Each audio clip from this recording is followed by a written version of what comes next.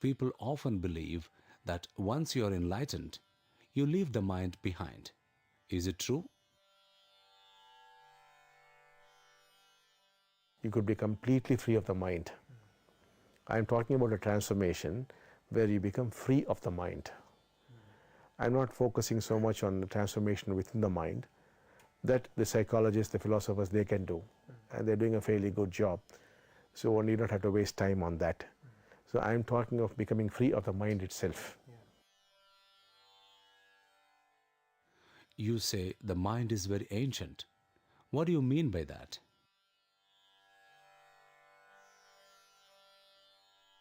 By that I imply that basically its structure has not changed. That fear is still at the core of the human mind. Earlier it could have been fear of the tiger or the lion, but today it is fear of the stock market. It could be fear of losing a job. You could have been anxious about the weather. Today you're anxious about your job and other things.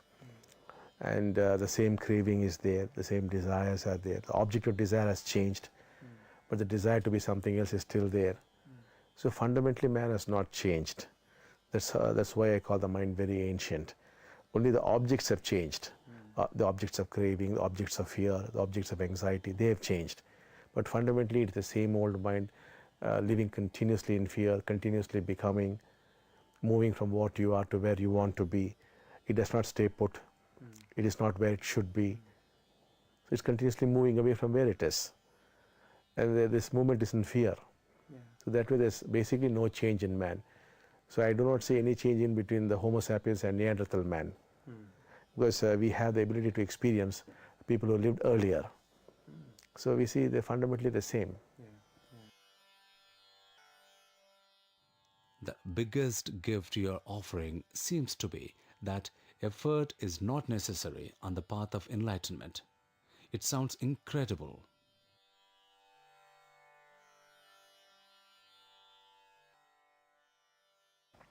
Because the poor mind cannot do anything. It is conflict-ridden. It is in opposition with itself. It's repetitive in nature. It's too ancient. So really it can't do much. It has to realize it is helpless and give up. That's when grace can take over.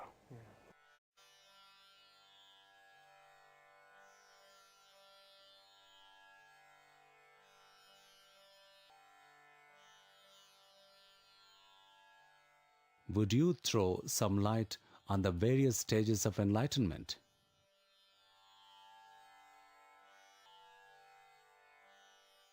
Basically in this process of enlightenment, the first thing which most often happens is the flowering of the heart. That is, you for the first time discover real compassion, real love for other human beings. And then as this becomes deeper, you lose the sense of separateness. Even at this point, we really do not call you fully enlightened. We call you fully enlightened only when you are experiencing reality as it is. But to experience reality as it is, these are some kind of prerequisites. Only then it happens in a big way. So these may be called stages of enlightenment. Is enlightenment synonymous to oneness? That is equivalent to oneness. But of course oneness itself takes off from there, and then it finally becomes oneness with God, or oneness with cosmic consciousness. It is the ultimate oneness. Is each person's enlightenment absolutely unique? Is absolutely unique. It depends upon his background, his conditioning, what happened in his childhood, his own seeking, his religious conditioning. So all these things are involved.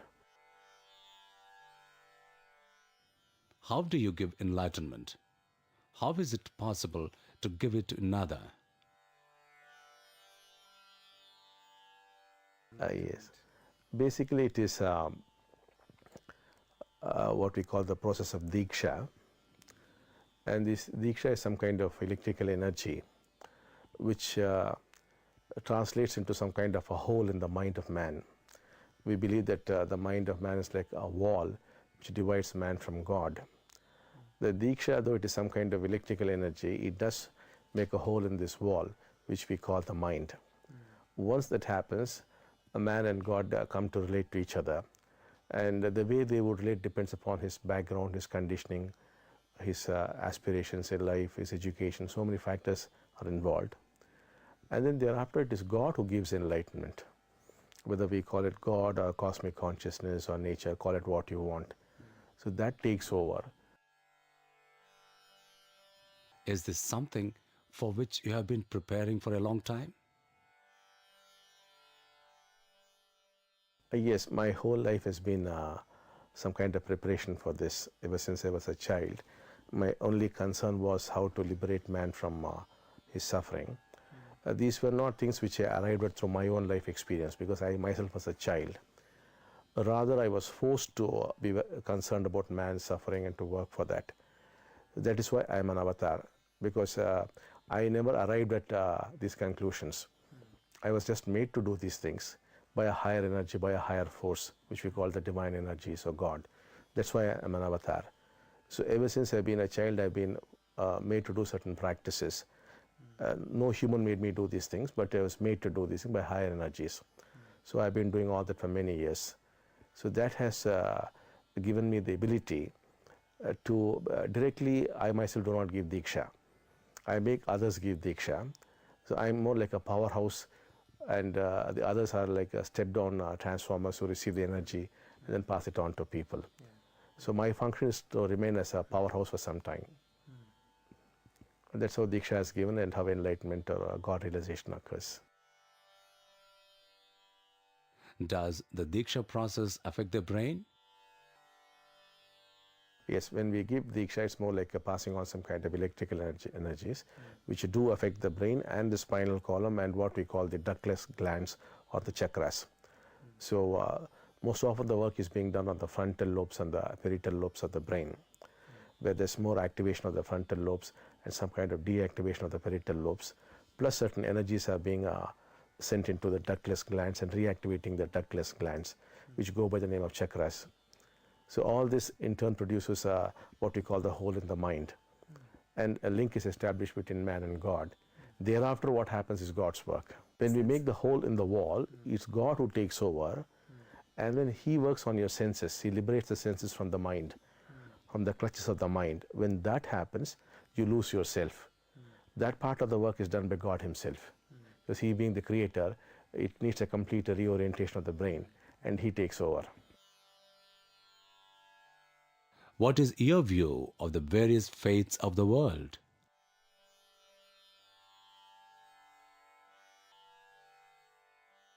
I believe that different religions are required to handle the different needs of the people. I have seen people sometimes require a particular religion to handle a particular problem, or because his background needs the inputs of a particular religion. And I personally have never had any difficulty with people of any faith, because the Deeksha is some kind of a neutral thing, and the Deeksha only activates certain areas of the brain or deactivates, and the person discovers what his religion has taught him. So he discovers the truths of his own faith, because what I do or teach is not a new faith, is not a new religion, is not anything new at all. It merely helps you to discover what you have been seeking all these years. So I personally have no conflict with the people of any faith. Apart from the gift of enlightenment you offer, we also see the same kind of miracles and healings that happened around Jesus happening again right now. Please say something about it. Yes, I would say that this is the continuation of the work which Christ left behind. So this should have happened, in fact, 2000 years ago, this transformation of man, but for some reasons it got aborted. So now the same thing has come back. So in the Deekshas, people would be getting in touch with Christ consciousness, especially in the West. They would be discovering that same consciousness which Christ was trying to give them. So it's no different from that. In fact, I would say that would be true Christianity, as Christ intended it to be.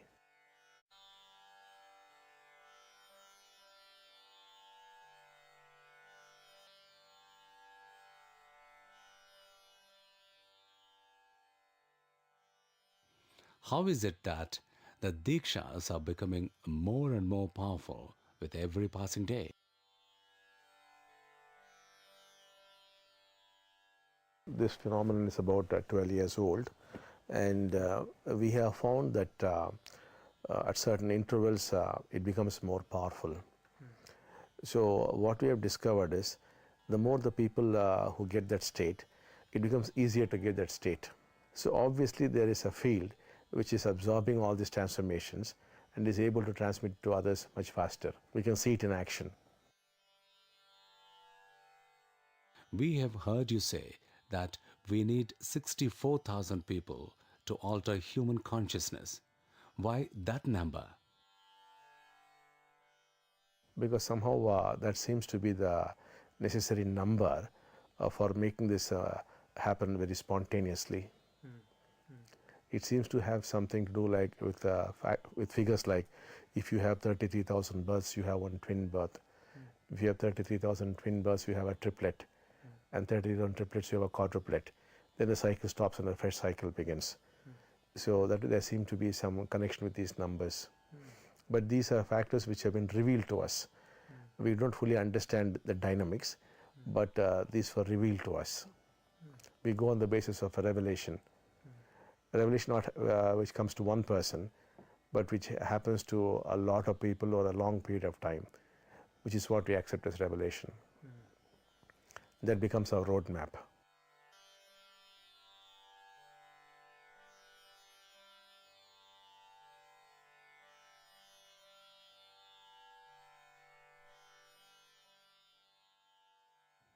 During this global transition, would the relationship between man and God change? There is a change. Something very epochal is happening here. There's a definite change. Man is coming God is coming very close to man, and man too. Because it was a lost relationship. They were supposed to have been very, very close in the former golden age. They were supposed to have walked and talked together, you know. Then there was a strange alienation between man and God, and it had degenerated in the subsequent yugas. So now that the golden age is back, man and God have to come together. They become friends once again. That's it. You speak about designing your own God. What do you mean by that? When I say designing your own God, I don't mean that you create your God. A God is somebody who creates you and you don't create God. But then the way he's going to treat you, the way he's going to conduct himself with you, depend upon how you expect him to conduct himself with you. This is taken from the Hindu concept of Bhakta Paradina. That is, God is dependent on the devotee. So if he wants him to be a friend, he behaves like a friend. If you want him to behave like a mother, he behaves like a mother. So it is in your hands to design the way he's going to behave with you. That's what I say, you create your own God. Would a difference in one's perception of God make it easy to receive this gift?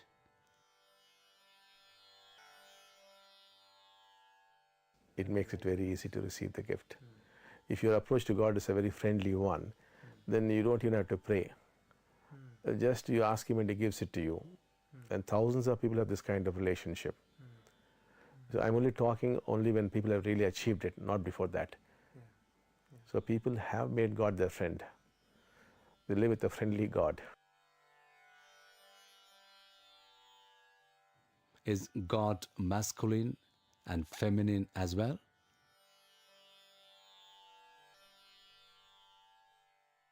Masculine as well as feminine, or just is light or formless. It all depends on you. Many have only formless God. Many have it as light. Some even have as both male and female. The complete freedom is the person's. It's the individual's choice.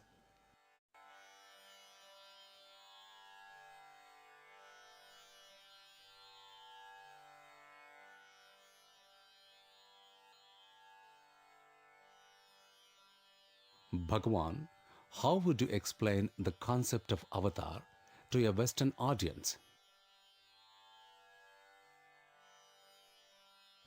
An avatar could be a musical avatar. He could be a mathematics avatar, he could be a political avatar, he could be a spiritual avatar. By avatar, what is meant is somebody who comes with a specific mission on the planet and who is divinely inspired and through whom divine energies flow. So that's what is meant by the word avatar. But many are not aware that avatars can cover every field of human activity. They think it's basically it pertains to spiritual work, but it isn't so. But I happen to be a spiritual avatar. What makes you different from other avatars and teachers of the past who also seem to have given enlightenment to a few people? I think more than my being different, I think I have come at a different time. The other avatars prepared people for enlightenment, for liberation, but they could not give it to them, not because they were not capable of giving it, but because the times were not yet ready for that. Now, I come at a time when the earth's energies have changed and man is very receptive, and it is possible to give him enlightenment. So my advantage is that I have come at the right time, at a time when it's possible to give it to man. How is your consciousness as an avatar different from that of someone who is enlightened?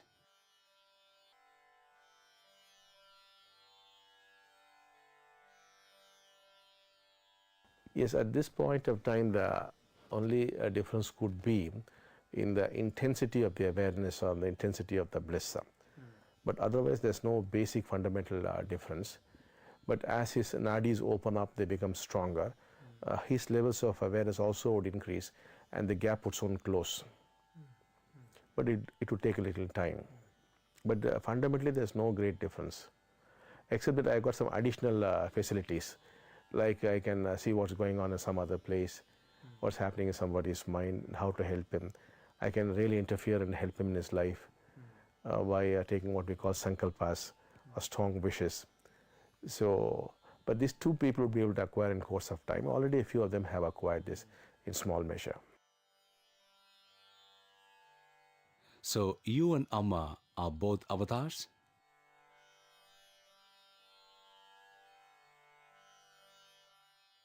Yes, we are both avatars. We are like two sides of the same coin. We are like friends in real life, but we have excellent understanding and communication. Sometimes we don't even have to talk. We know what's going on. And we work like one being when it comes to enlightenment and to helping people. How do you and Amma keep track of the Deeksha processes of people world over?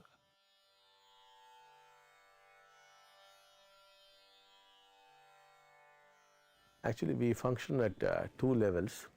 Like when I'm having this conversation with you, certain things are switched off because I could hold a meaningful conversation.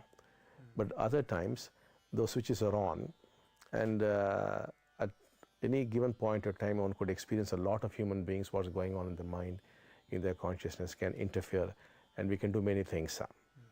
And that dimension is not known to man. I'm not claiming this as something very special to me, because whatever I'm experiencing, I believe in making others also experience. But there are also others who are now come to that level, where simultaneously you can experience a few hundred beings at the same time. That is a faculty which is very natural to man, and I think which is going to open up in many people. But to me, it happens very naturally, because of what all has happened to me in my early life. I can at a given point sense 100,000 strong crowd and go into them and do many things.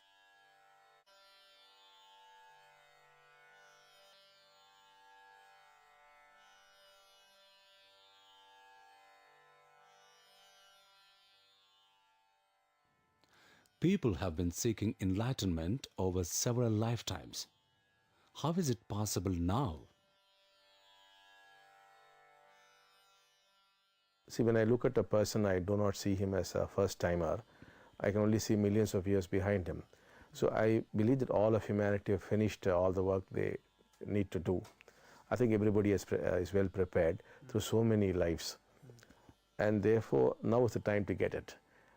All the hard work has been done. I think everybody has done his hard work, and the fruit is there to be had. Bhagavan, when you say people will become enlightened spontaneously, what will this look like in practical terms?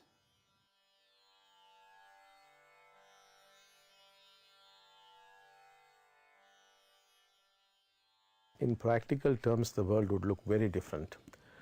We would not be able to talk in terms of my being an Indian or you being an American or somebody being an African. We cannot talk in terms of races or nationalities, or I can't say I'm a Hindu, you're a Muslim, or you're a Christian. So all the things which divide man would just disappear. Not that man gives up these things, they naturally drop off. There's no need for these things. We become just human beings. No kind of division would ever exist. We would all become like one family. It's not that it is a concept or that we arrive there. It just happens. That is when we truly become humans. But as long as we are going to divide ourselves in terms of nationality, religion, culture, race, we still continue to be tribal and very primitive. We would have truly become human. That would definitely happen. There are many people who are consciously destroying the earth for their own self-centered pursuits. What about these people?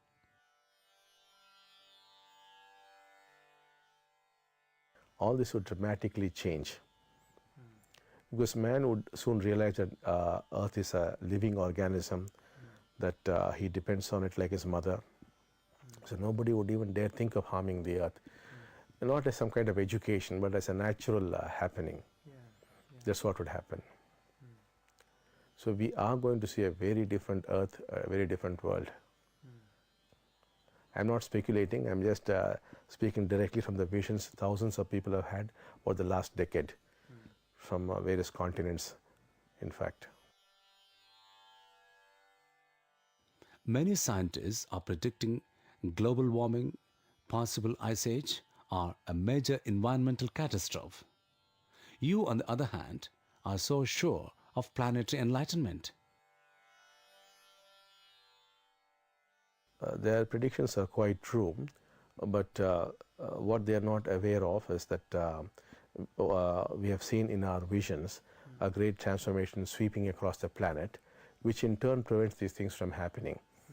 And already we are seeing signs of people becoming enlightened. We are seeing it in some Indian villages, how it's able to spread rapidly, and the consequences on the environment we're able to see on a very small scale. So from that we are able to predict that on a global scale, this transformation is going to occur, which is what is going to save the earth. If that does not happen, then what the scientists are predicting would very well come true. But there's no need for them to lose hope. That things are going to change dramatically. In a very unexpected way, things are going to change. That's why, in fact, we are telling people the house is on fire. Let us move faster. Let's hurry up. When people become enlightened as a collective, would it actually change the physical quality of the earth also?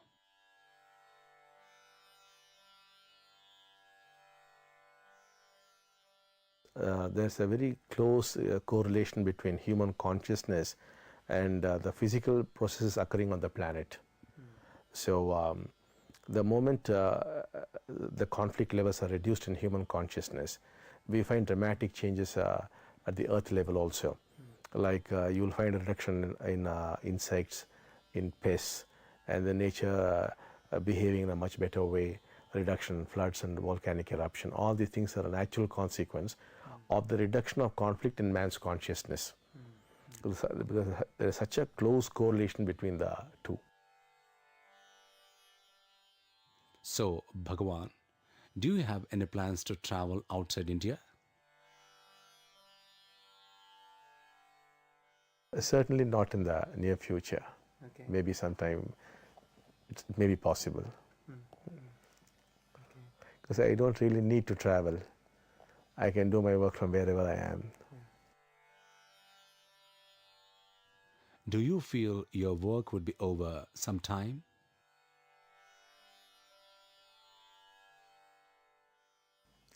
Most certainly, yes.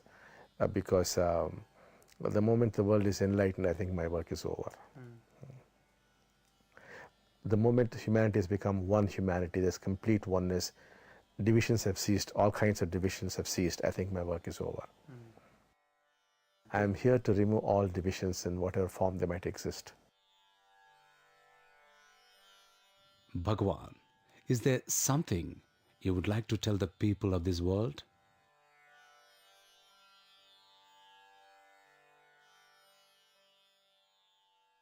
I would like to tell them that though humanity faces a lot of obstacles and danger seems to be lurking around the corner, I would like to tell them that redemption is around the corner, that we are going to make it.